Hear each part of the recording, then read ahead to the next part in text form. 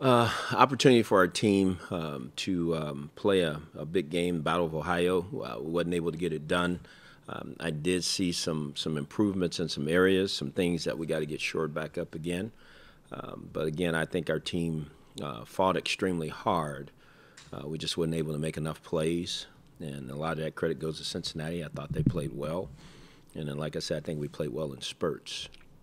We're a football team that right now that we come to the ballpark ready to play, and I think our guys go out there and give it everything they have. I think they're starting to understand that the work that we do in the classroom, the work we do on the practice field only gives you an opportunity to go and having a chance to win the game.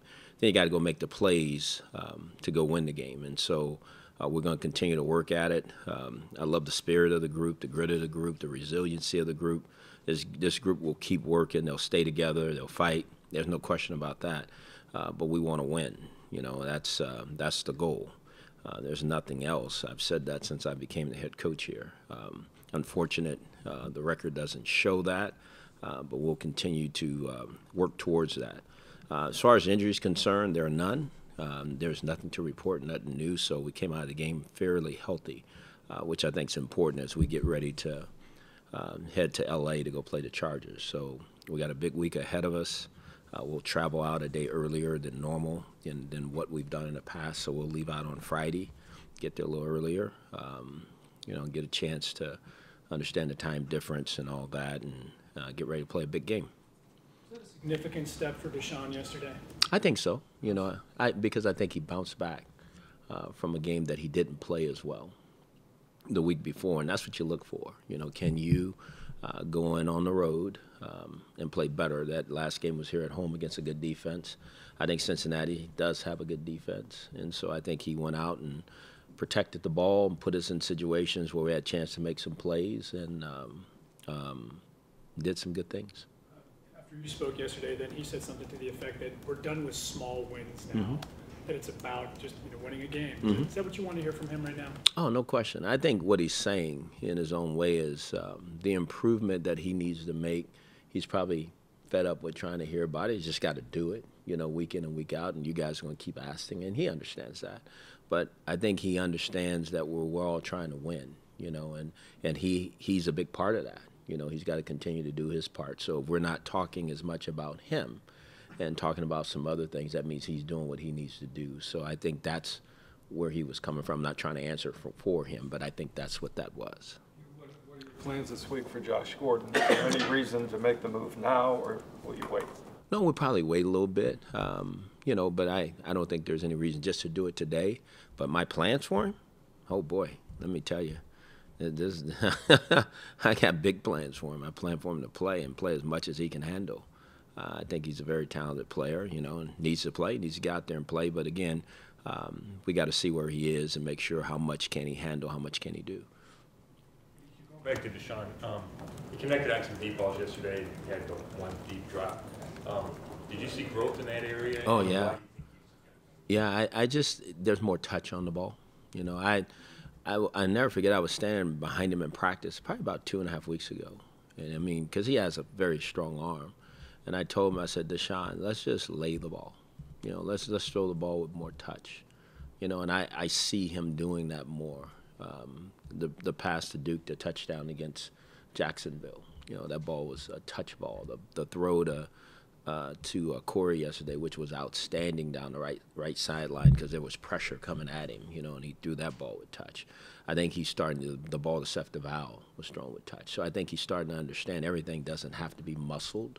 There's a time to throw that kind of ball, and there's a time to lay the ball. And these are all the things these young guys go through, in the National Football League. And so he's learning a lot of different things, and he'll be better for it. Did you see on tape today, what did you think of that Peppers penalty? I'm not going to change. I stand on what I said yesterday. I will not change from that. I think it was a good play by our player. If the rule says you can't have your helmet touch the guy's chin.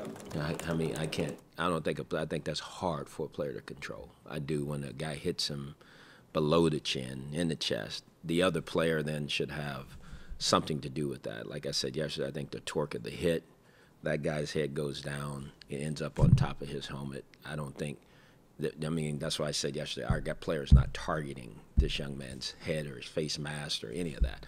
I mean, there's got to be some give, in my opinion, in the rule a little bit. But the rule is what it is, and that's why they made the call. But at the same time, that's hard to officiate. I don't think anybody thinks he was targeting or had any malicious intent, but the rule does say even if it's inadvertent, it's a penalty. I'm sorry? The rule says even if it's inadvertent, it's a penalty. I agree, but I think what is inadvertent, you know, when you hit a guy and that player's head comes down on top of you, you know what I'm saying? I think what is that? Where is the gray area in that you're going to say? You're just going to say it's cut and dry, because that can happen every time, you know, because the torque of a hit is just how powerful it is, and then a guy's head could go down. So, I mean, you're going to hold that player that hits the guy responsible because the other guy's head went down? I mean, I know you're talking about inadvertent, but, I mean, at the same time, that's hard. I mean, what do you tell the player? You know, then you never try to make that play, you know, and I don't think that's football. Could he hit lower?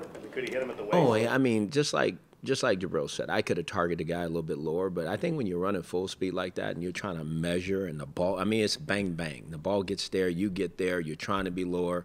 I mean, I mean, there's a lot that goes into that. So that's why I'm not faulting Jabril at all. Hopefully, you know, next time the call will go our way. You know, maybe they'll sit a little differently. You challenged, you know, Myles Garrett to dominate the game. Mm-hmm. How did he do in that aspect? I think he made some plays. Obviously, the sack was spectacular, but I want to see more. I mean, I think there's more in there. You know, he needs to do that more, and he will. You know, I just think, again, I think you're looking at players who are playing their tails off and trying as hard as they can, and we got to continue to push them and can continue to get them to the level that we feel they need to be. And that would be my challenge to him. I think there's more in there from him. Obviously, you guys will send a clip of the Jabril play into the league office. Is that something that you've already done, or have you heard anything from the league office about that? Or is I can't even comment on those things. But will we send those in? Yes. I can never tell you guys what the outcomes are. I'll get in trouble unless somebody's going to pay the fine. Because of the nature of throwing that flag, you know, I mean, you said bang, bang, a lot of other guys use that too. Should that be a play that's reviewable? I do, because that's what I said yesterday, because I think you want to get it right, you know. I think those plays, and I do get, you know, it's about the safety of the player first and foremost. I don't disagree with that, but I just think that there's some room in there to where you got to really see it, because we're talking about an inadvertent hit on the bottom of a helmet, you know, on a face mask. You know, okay, so what is that? Did the player, you know, did Jabril's head go up into his helmet, or did the player's head go down just because of the torque of the hit? And I think there's some gray area in there that you got to look at and think through. Do you think that you might hear from the league just because you're questioning that call? I'm sure I will. Yeah. Will you get fined for this? No, because I didn't say anything wrong. I hope not. If I do, Peter's paying it. So it's okay. You know, when they review fines, they go over every inch of the film. Will that be the final word? If they fine him, will you say you're wrong? Will I say they're wrong? No, will you say you were wrong? Will I say I will? I mean, if I'm wrong, Tony, I have no problem saying I'm wrong. I mean, they're going to make a decision. Like you say, we're going to get something back, and they're going to say either it is or it isn't, or we could have looked at this a little bit differently, whatever all that is. And if they're right, then they're right. I mean, we get a lot of things back, you know, right or wrong. And so it is what it is. So if you said that's the way he's coached, if you keep coaching him like that, you're going to keep getting penalties. Tony, we had this happen once. There's been another hit like that, you know, not to that degree where the guys hit the guy lower and the guy was higher in the air. So I'm not going to, I mean, we're talking about something about how we're coaching now. I'm not going to tell Jabril Peppers to play that play any differently. If he can lower his strike point a little bit, then great, okay? But I'm not jumping him or going to be upset with him because of that play yesterday and how it happened. I'm not going to do that. I don't think it was accidental. I'm not saying it. No, but you just said the coaching piece of it, and because we said it's okay. Oh, and absolutely, and I'm not going to go for. I mean, I will not back off of that. He did, and what we coached him to do, I don't think should have been a penalty. And if it is, then we'll say, hey, Jabril, you got to get a little bit lower here. If it comes back differently, then I'm gonna jump up and down. If it doesn't, then I'll tell you, Tony, you were right. first half. I think you had 20 seconds left, no timeouts. You ran it up, and Corey caught the ball inside.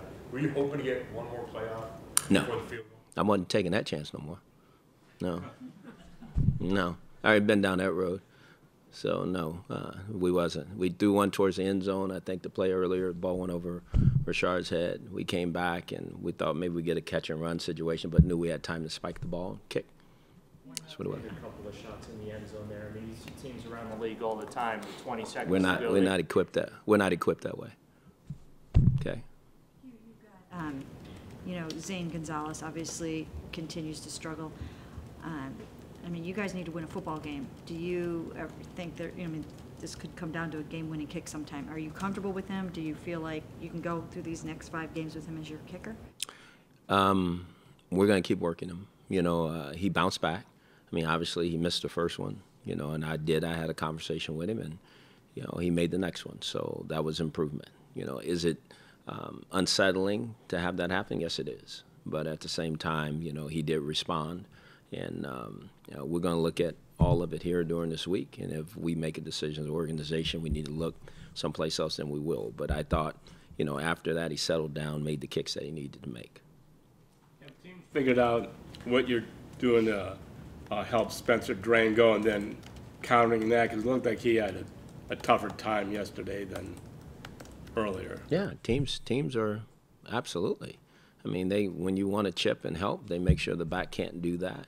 When they know we're sliding that way, they try to go the other way. It's a chess match, you know, and sometimes they're going to figure it out. And more times than not, we figure them out, you know. So that's going to happen. That's just part of it, you know. If you're going to throw the ball in critical situations where you have to, in third down and longs and those type of things, some of those things are going to happen. Some of those things Spencer's got to do a little better, and sometimes we got to help a little more. So it goes both ways.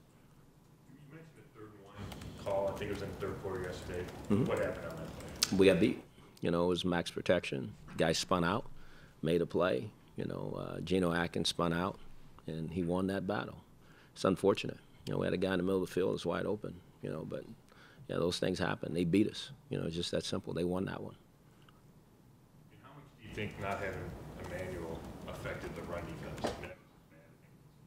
Well, I think you always want your best players out there, you know, but I think our guys can play better. I think they'll tell you that. That's not who we are, who we've been all year, you know, against the run. So we got to continue to get better. I'm not going to say it's because of Emmanuel. You know, we wish we had all those guys back, but we don't. So we just got to play it better.